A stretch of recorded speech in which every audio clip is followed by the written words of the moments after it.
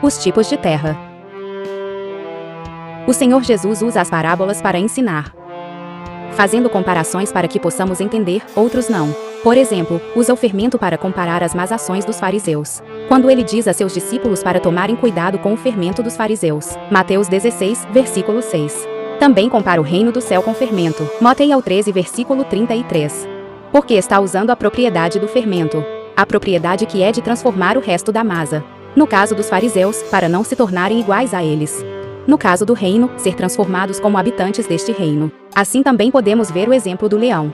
Jesus é o leão da tribo de Judá. Apocalipse 5, versículo 5. O atributo do leão usado é o rei. Quando ruge, os outros faz silêncio.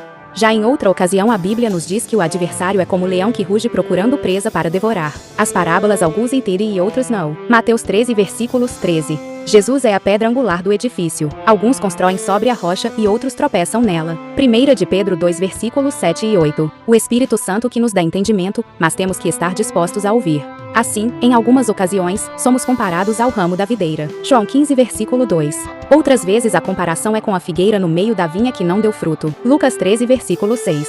Outras vezes a comparação é com os trabalhadores da vinha. Mateus 20, versículos 1 ao 16. Na parábola do semeador somos a terra. Mateus 13, versículos 3 ao 9. A semente é a boa notícia do reino dos céus. A semente é a mesma para todos. A diferença está nos tipos de terreno. Na parábola do semeador temos 4 tipos de terra.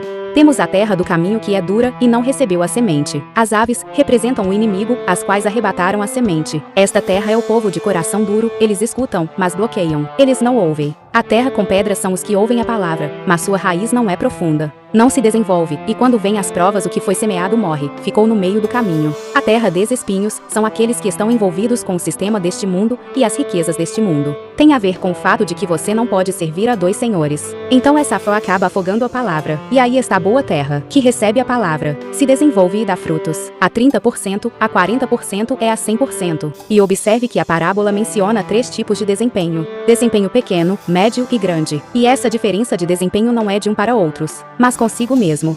Por exemplo, alguém pode estar se desempenhando menos aos olhos humanos do que outro, mas Deus que sonda o coração, sabe que aquele que aparentemente é menos, está dando seu 100%. E outro acha que é muito, está em 30% porque pode dar mais. Aquele que examina é Deus e conhece as intenções e motivações. E notemos que quem der 30% dos frutos também é terra boa. O importante da parábola é dar frutos. Em Hebreus 6, versículos 7 e 8 vai usar a comparação da terra. Para se referir aos de obras mortas diz que produz espinhos e cardos. E lembremos que as obras são avaliadas pelas intenções e motivações. E ele diz que a terra que tem grama útil bebe a chuva que cai sobre ela. Nesta comparação existem 2 tipos de terrenos e tem mais um detalhe, que é a chuva. Aquela terráqueo da erva proveitosa recebe a chuva, o que seria necessário para o crescimento, desenvolvimento. Já a terra que produz espinhos e cardos está prestes a ser amaldiçoada e esse o fim é ser queimada. Nos está falando sobre o juízo final para aqueles que não dão frutos ou dão frutos ruins.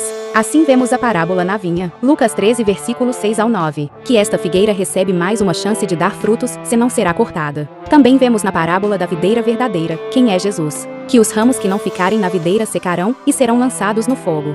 Agora vamos falar sobre os frutos. Assim como vimos que as comparações podem ser muitas. Principalmente a comparação tem mais a ver com a propriedade ou desempenho do item comparado. Assim, vemos a semente sendo comparada à palavra. Na parábola do semeador, também vemos o grão de mostarda sendo comparado ao reino dos céus. Mateus 13, versículos 31 e 32. E também vemos o grão de mostarda sendo comparado à fé. Lucas 17, versículo 6. Propriedade aqui é a transformação e o crescimento. Os frutos têm a ver com a essência de quem somos e em quem estamos sendo transformados. Pode ser bons frutos ou maus frutos, de acordo com essa essência. Mateus 7, versículo 16. Pelos seus frutos os conhecereis, porventura colhem-se uvas dos espinheiros, ou figos dos abrolhos? Os frutos têm a ver com o gênero da planta. Paulo também usa o exemplo do fruto para se referir aos filhos da fé. Assim, ele se refere a Espeneto como seu primeiro fruto na cidade de Acácia. Romanos 16, versículo 5. Um cristão dando outro cristão como fruto. Paulo compara o fruto ao financeiro. Todo obreiro tem direito ao seu salário. 1 de Coríntios 9, versículo 7. Em Hebreus 13, versículos, ele nos fala sobre o fruto dos lábios, que a adoração é proclamação de Jesus como nosso Senhor. Em 2 de João ele nos fala sobre o fruto das obras. Romanos 6 versículos nos fala sobre o fruto da santificação. E temos o fruto do Espírito Santo em nós. Gálatas 5 versículo 22. Amor, alegria, paz, longanimidade, benignidade, bondade, fé, mansidão e domínio próprio. Há um desenvolvimento, há fases. E o principal é que não podemos separar de Jesus, e temos o Espírito Santo, que não nos deixa sozinhos, nos proporcionando as chuvas. Se você não fez a oração de entrega, ora junto comigo. Senhor Jesus, eu te confesso como meu Salvador. Perdoe meus pecados e me ensine a andar em seu caminho. Amém. Não esqueça de se inscrever no canal.